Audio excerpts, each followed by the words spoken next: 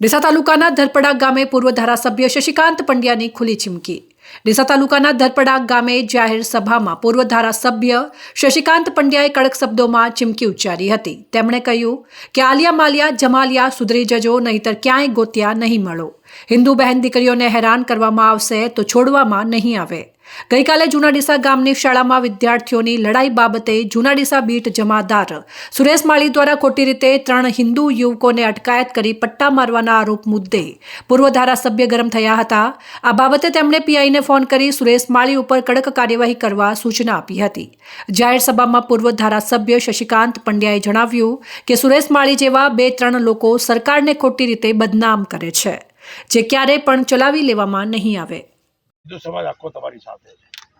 तमने खबर छे धरपड़ा गाम पर तो मने पोताने ढुआ धरपड़ा ऊपर केम नाच छे, केम गर्व छे ए तमारा लोकोना कारणे तो आलिया मालिया जमालिया उभा थवानी हिम्मत नहीं करता।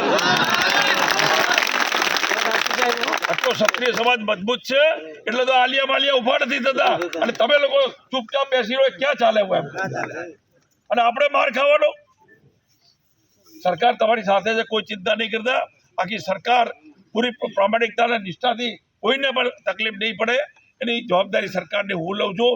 હું પોતે પણ સરકારનો એક કાર્યકર્તા છું, માટે આપ સૌને ખાતરી આપું છું મિત્રો કે ક્યાંય કોઈ તકલીફ આ હિન્દુ સમાજને નહીં પડે, એની સૌને ખાતરી આપું છું। અને તમારી જે રજૂઆત હોય એ કાયદાની મર્યાદામાં રહી અને કરજો। આખી સરકાર તમારી સાથે રહેશે અને આ આલિયા માલિયા જમાલિયા આપણી બેન દીકરી સામે જો લવ જહાદનો શિકાર બનાવવાની કે કોઈ ઠઠ્ઠા મસ્કરી કરવાની હિંમત કરશે તો એને આજે ને ક્યારે માફ નહીં કરી આપણે। જે ભણે છે એમની ઉપર વિધર્મોએ ગેર રીતે અમારા બાળકો પર હુમલો કર્યો હતો, તો એની અંદર સરકારે કડક કાયદાકીય કાર્યવાહી કરવી જોઈએ।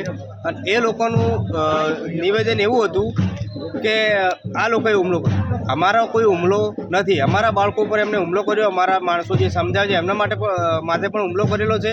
અને બીજું કે એ લોકોએ અમારા લોકો પર પથ્થરમારો કર્યો, એમના મહિલાઓ હતા એ લોકોને કોઈ પોલીસે એરેસ્ટ કર્યા નહોતા।